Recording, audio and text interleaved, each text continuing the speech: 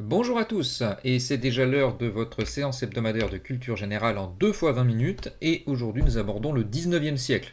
Alors c'est un siècle extrêmement riche, aussi riche que le 18e siècle, et j'ai dû faire des coupes, j'ai dû faire des sélections, donc ce n'est évidemment pas, mais vous êtes commencé à être un petit peu au courant, un travail exhaustif, non, c'est plutôt une entrée en matière, une introduction très générale aux différentes évolutions politiques, économiques et sociales du 19e siècle en 2 fois 20 minutes. Donc encore une fois, l'idée est de vous exciter votre curiosité et de vous amener à faire des recherches par vous-même et à approfondir ces thèmes que je ne fais vraiment qu'effleurer.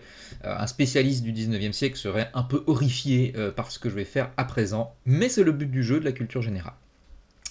Euh, on va voir d'abord en première partie euh, hop, les idéologies nouvelles qu'on voit apparaître au 19e siècle. On va pouvoir faire la différence avec le 18e siècle de la semaine précédente. On va voir surtout 3 idéologies, le nationalisme, le libéralisme et le socialisme. 3 idéologies qui nous intéressent énormément puisqu'elles sont toujours actives ensuite au XXe et au XXIe siècle, mais là on a leur berceau. Et puis dans une seconde vidéo, en également une vingtaine de minutes, plutôt 25 je me rends compte maintenant, on va voir nation, industrialisation et colonialisme et un petit peu comment évoluent les sociétés européennes avec les unités nationales allemandes et italiennes tout d'abord, qui transforment le visage et les rapports de pouvoir intra-européens. Ensuite, la croissance et les aliénations sociales, tout ce qui touche à ce qu'on a appelé longtemps la révolution industrielle et le début du capitalisme, surtout en Angleterre, là on parlera d'Angleterre. Et puis enfin, le second colonialisme européen qui est assez bien connu, mais qui effectivement a lieu à ce moment-là. On va voir un petit peu jusqu'où, comment, pourquoi. Donc tout d'abord, la nation. La nation, c'est un item politique, c'est un objet politique très neuf en fait, qui naît entre la fin du XVIIIe siècle et le début du XIXe siècle, dans le contexte de la Révolution française. Et dans ce contexte-là, on a un ensemble d'acteurs politiques, où on a vu ensemble Sayes la semaine dernière, qui font par exemple de la nation le fondement de la souveraineté. La nation est l'origine même du gouvernement juste. Bien. Très rapidement, cette nouvelle idée de nation va se transformer en État-nation, et un débat apparaît sur qu'est-ce que la nation, comment la définir, comment en donner les contours, puisqu'à partir de la définition de cette nation, eh bien, vous allez avoir énormément de conséquences pour le corps politique ou pour l'organisation du régime. Et on a classiquement 2 grosses familles différentes, 2 versions de la nation dès le 19e siècle, et qui continuent à être en débat aujourd'hui. Donc d'abord, vous parlez de la première version, qui est la version allemande. Ensuite, on va avoir la version française. Donc dans la version allemande, on la doit à Johann Herder, qui est un auteur de la fin du XVIIIe siècle, début du XIXe siècle, et selon qui, plutôt, la nation a d'abord un fondement ethnique, et c'est pour ça qu'on parle de définition de la nation comme objective, avec des guillemets ou, comme vous le voyez sur ma diapositive, un petit peu en italique. Pourquoi objective ? Parce qu'elle n'est pas objective en elle-même, on l'appelle comme ça. Un petit peu comme l'école géopolitique qu'on dit réaliste, elle n'est pas réaliste absolument, mais on la dit réaliste. Là, c'est la même chose avec la nation objective.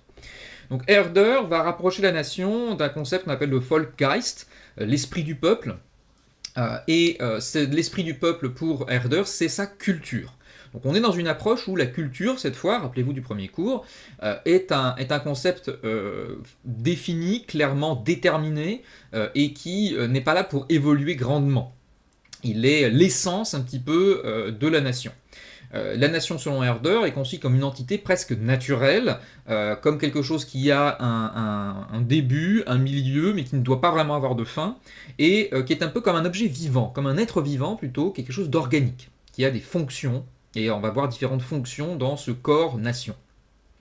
On est presque dans une approche un petit peu magique ou presque métaphysique, parce que esprit du peuple, c'est quelque chose qui dépasse les individus, sur lesquels ils n'ont pas vraiment de contrôle, et qui est comme un gigantesque organisme vivant. L'appartenance à cette nation par les individus, elle est héritée. C'est-à-dire qu'on ne naît pas, on est plutôt allemand, ou on est français, ou japonais, mais on ne peut pas devenir, dans la façon dont Herder aborde la nation, on ne peut pas devenir allemand, français ou japonais. On est français parce qu'on a eu une nation française ou une nation allemande qui s'est constituée à travers les siècles, et c'est un très long processus, et donc pour lui, il n'y a absolument pas question de changer de nationalité. Votre nationalité, elle vous est attachée en propre, comme à votre corps ou à votre esprit. Alors quels sont les critères de cette nation selon les Herder? D'abord une langue commune, c'est-à-dire que les personnes, les familles, les individus peuvent communiquer entre eux dans une langue nationale, et c'est ça le cœur de l'âme de la nation, mais également des coutumes et des traditions arrêtées, déterminées, sur lesquelles on a une prise, et on voit bien qu'elles sont finies quelque part, elles n'évoluent plus. Et également des mythes folkloriques chez Herder, les histoires qu'on se raconte, qu'on se transmet de génération en génération, tout ça transmet des valeurs, transmet un ensemble de comportements. Donc voilà, c'est ça l'âme du peuple, c'est tous ces éléments-là. Et selon Herder, chaque peuple va donc posséder une culture unique et incomparable entre elles. Donc on est vraiment sur une vision un petit peu bunker à défendre, comme on pourrait le dire de façon critique, c'est-à-dire que la nation et son identité et sa culture, elles sont sans cesse peut-être susceptibles d'évoluer, mais il ne faut surtout pas qu'elle évolue justement, sinon ça veut dire qu'on perd l'âme de sa nation. Donc il faut rester fidèle à ses origines et à ses racines, et il ne faut surtout pas commencer à les déconstruire. Qu'est-ce que ça donne cette conception de la nation en termes juridiques et organisationnels? Ça donne ce qu'on appelle le droit du sang, c'est-à-dire un ensemble de traditions qu'on va trouver dans différents pays, justement comme l'Allemagne ou le Japon, où vous naissez ou vous héritez de cette nationalité par vos parents, mais il est extrêmement difficile, voire impossible, de devenir allemand ou de devenir japonais tout le long de quasiment l'histoire de ces deux pays. L'Allemagne, il faut attendre l'an 2000 avec un revirement jurisprudentiel, c'est-à-dire un changement dans l'interprétation du droit et de la norme fondamentale par la Cour constitutionnelle allemande, et en 2000, ce revirement a lieu, et la Cour constitutionnelle admet que si ça fait 3 générations que vous êtes sur le sol allemand, eh bien vous pouvez devenir allemand. Ce qui n'était pas du tout le cas auparavant. Et l'affaire en question, c'était justement des personnes d'origine turque.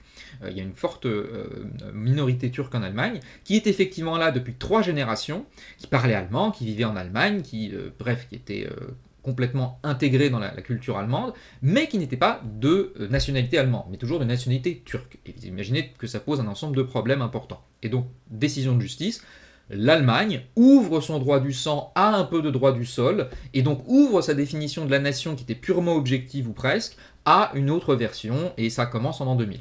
Le Japon, ça reste une nation, un système juridique dans lequel il est quasiment impossible de devenir japonais si vous n'êtes pas né japonais.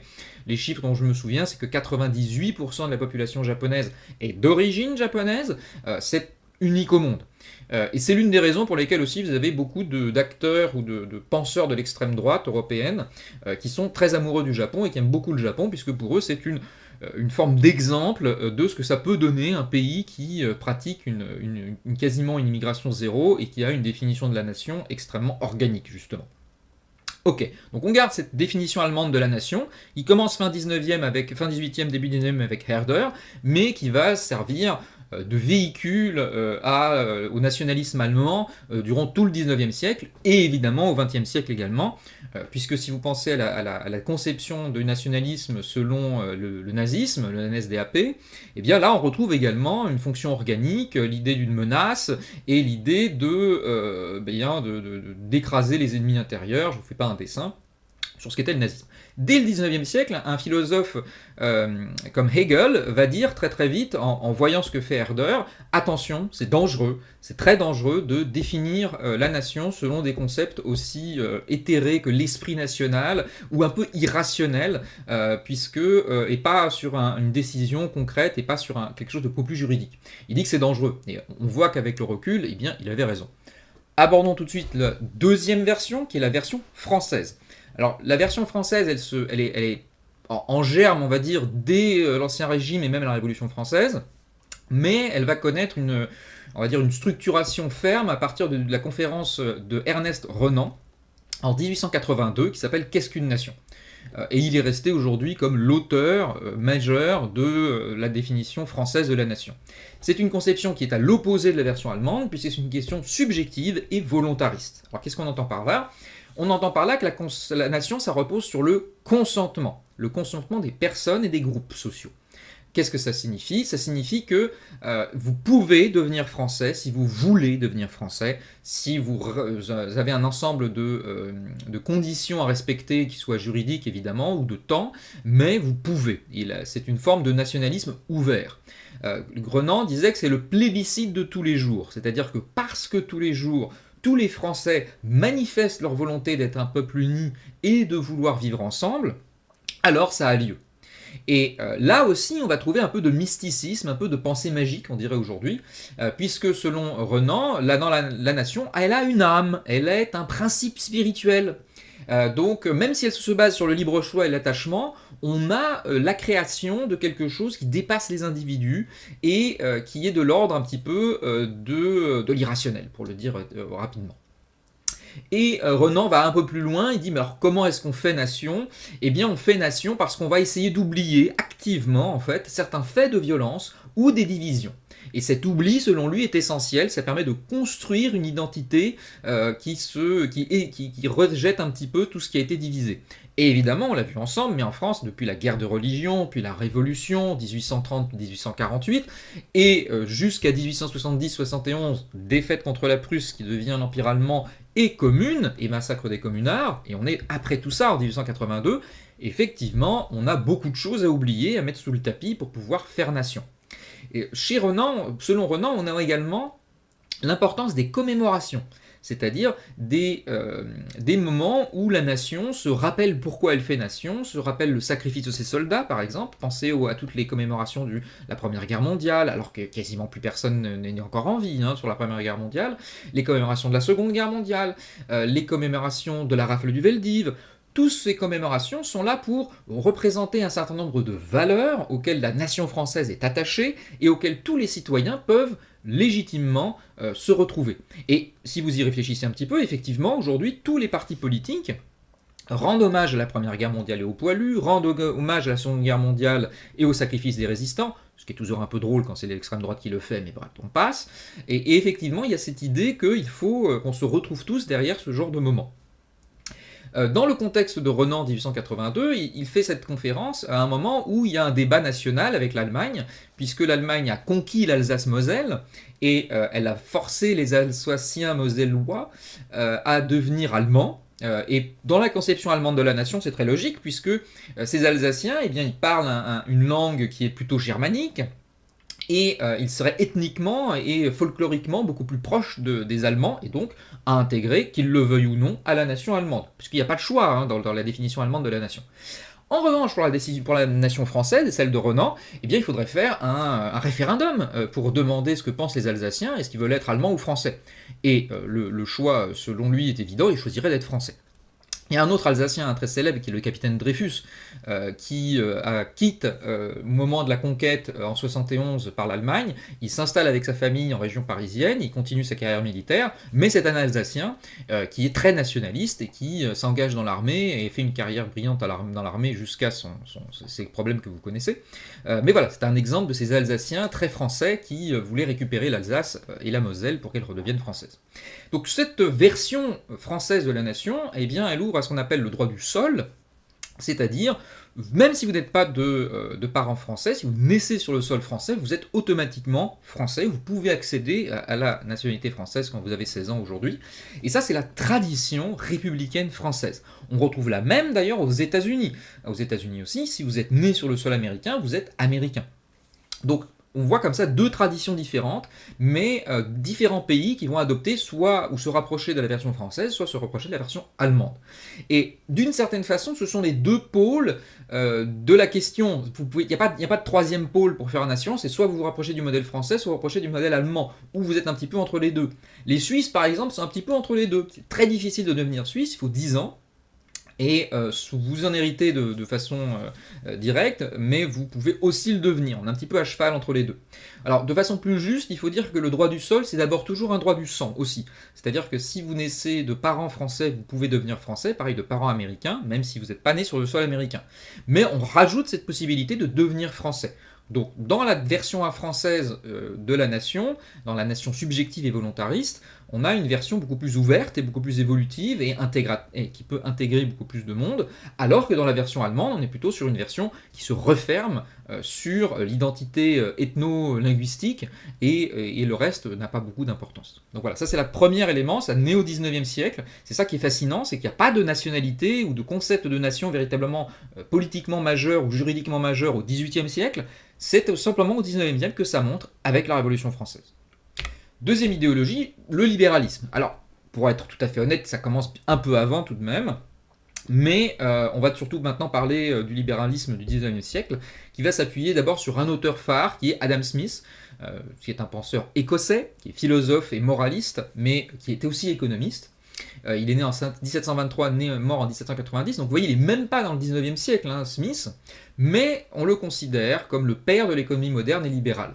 Et c'est ce libéralisme politico-économique qui m'intéresse ici, c'est-à-dire comment est-ce que se constitue à la fois l'idée d'une scientificité de l'économie, qui n'était pas du tout le cas au XVIIIe siècle, c'était plutôt une philosophie morale, une partie de la philosophie morale, l'économie, et on a une autonomie de l'économie qui commence à exister en tant que façon de penser le social et le politique, et qui s'autonomise.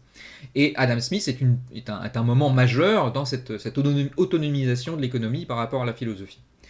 Alors, Adam Smith, hein, très basiquement, c'est en poursuivant son intérêt égoïste, chacun cherchant son profit, eh bien, si tous font ça, et si on laisse librement toutes ces personnes chercher leur profit dans un système d'économie classique, eh bien, il y a une sorte de main invisible qui va accorder les intérêts individuels, et ça va faire le bonheur général.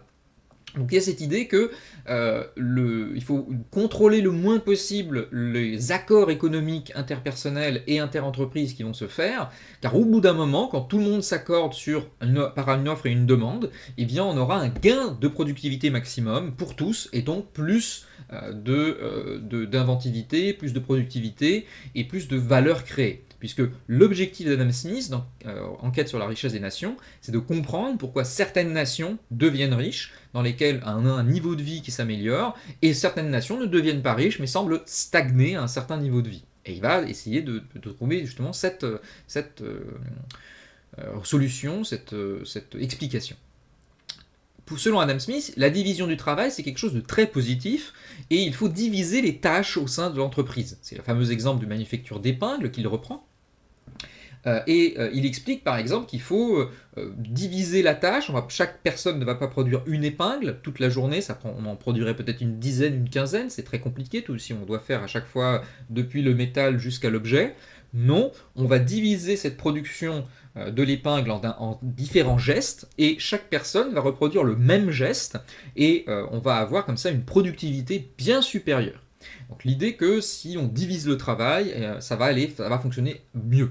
Et d'une certaine façon, c'est la même chose dans le niveau social, le niveau général. On va diviser le travail, et cette division va amener une meilleure productivité générale.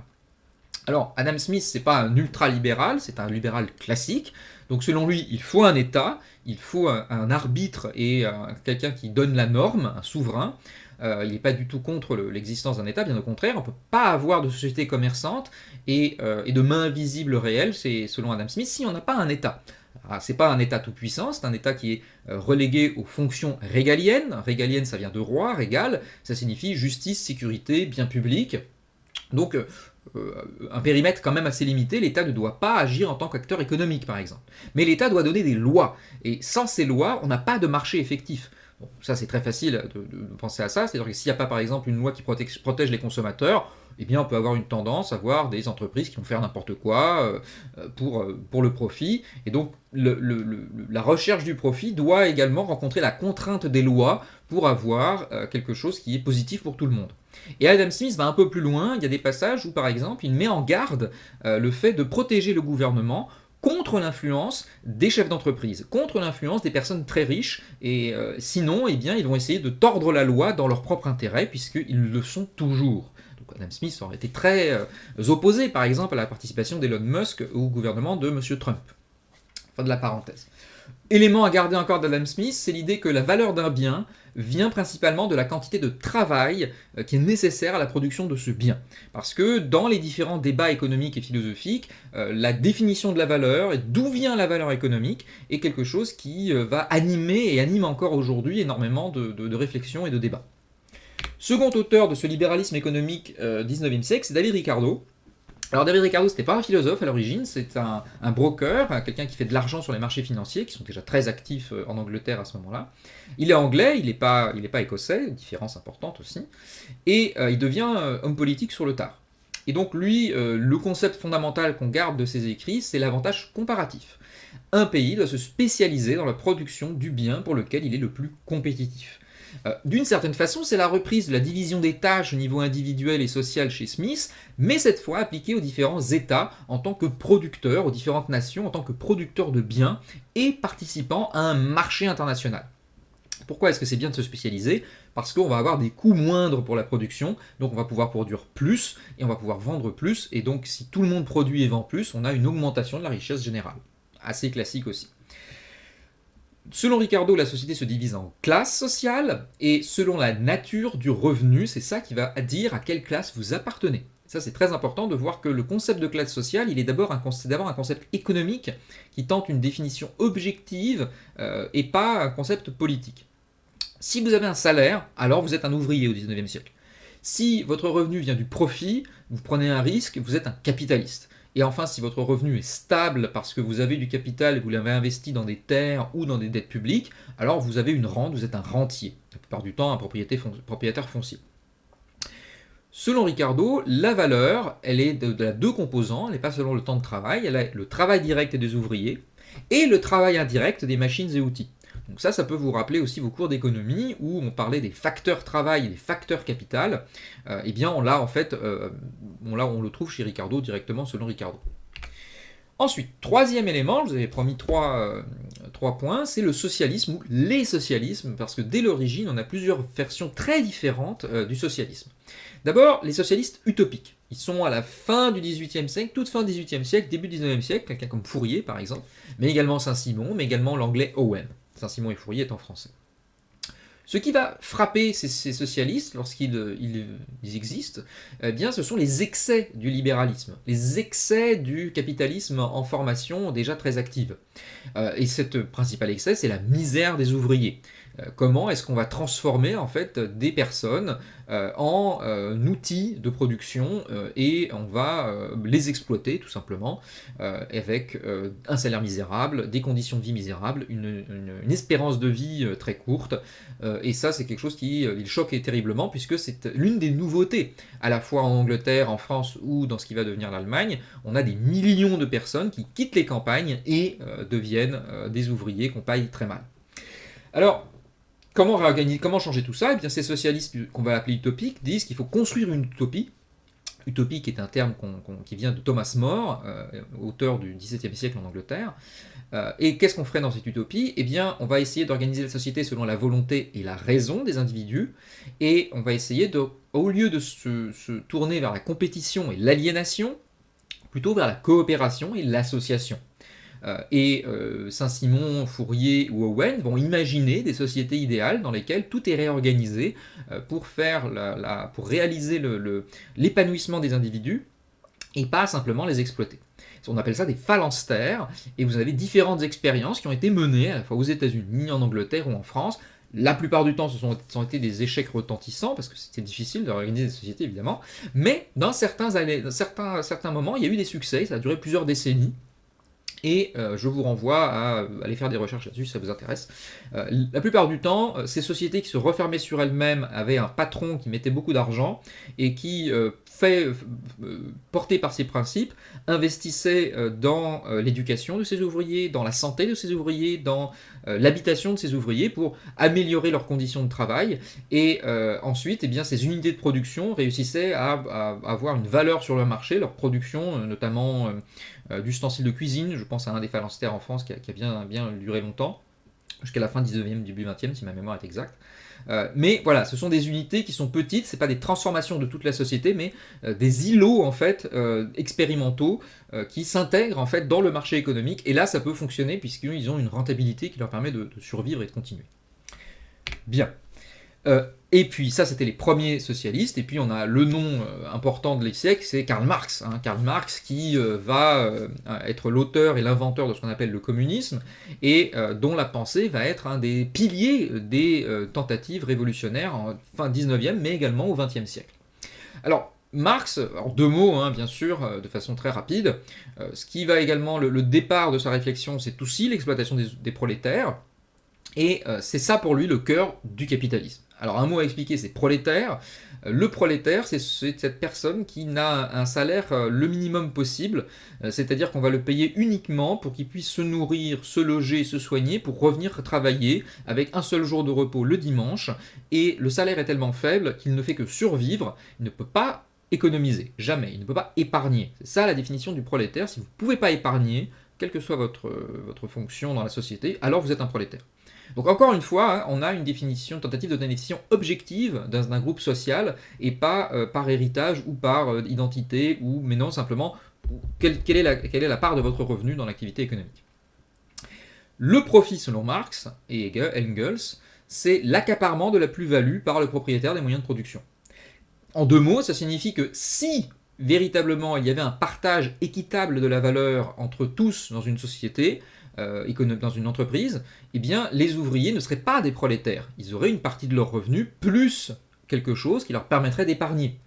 Donc, d'où vient le profit dans une entreprise selon Marx ? Eh bien, le profit ne déroule en fait que du vol d'une partie de la valeur créée par les prolétaires, vol commis par le propriétaire de cette entreprise. Car s'il n'y avait pas vol, il n'y aurait pas profit en fait. Tous les comptes de l'entreprise seraient à la fin à zéro, puisque tout aurait été redistribué équitablement entre ceux qui produisent la valeur, puisque tout le monde produit de la valeur dans une entreprise. Et parce qu'on va payer le minimum et mettre le minimum pour la plupart des travailleurs que sont les ouvriers, ça va permettre des gains extraordinairement importants, et c'est ça qui donne le profit incroyable des entreprises au XIXe siècle. Alors Marx, il a une philosophie, c'est le matérialisme historique, c'est-à-dire que selon lui, il y a une lutte des classes qui est permanente dans l'histoire, il a une forme d'analyse absolue on va dire de tous les rapports sociaux, économiques et politiques, tout en revient toujours à la lutte des classes. Donc selon Marx, on va voir une histoire mondiale qui est recréée à partir de ce concept-là, et il va montrer en quoi, eh bien, à la fois la société capitaliste actuelle était en germe un peu partout, et elle devait arriver, et en quoi, selon lui, ensuite, eh bien, arrivera la révolution et le communisme. Il n'y a pas de doute à avoir, selon lui, il n'y a pas de hasard dans l'histoire, tout ça est un déroulement logique, et quelque part, il n'y a même pas besoin de souhaiter la révolution ou besoin de souhaiter le communisme, ils vont arriver presque mathématiquement. Chez Marx, il y a un dernier élément à garder, c'est la différence qu'il fait entre l'infrastructure et la superstructure. L'infrastructure, c'est l'économie, ce sont les rapports de production, ce sont les flux de capitaux, les flux de production concrets, et comment est-ce que tout ça est légitimé ou a rendu acceptable pour les personnes, parce que ça ne devrait pas, eh bien ça l'est par la superstructure, c'est-à-dire la société, les lois, les institutions, les récits, on dirait aujourd'hui, qui donnent un sens et qui donnent une légitimité à ces inégalités incroyables. Donc infrastructure, superstructure, ça va avoir beaucoup de succès, cette façon d'interpréter l'organisation sociale au cours du 19e et 20e siècle également, chez un nombre d'auteurs assez important. Et j'ai terminé, on se retrouve dans quelques minutes ou quelques jours ou quelques semaines, si vous voulez laisser du temps passer, pour la deuxième partie de la vidéo.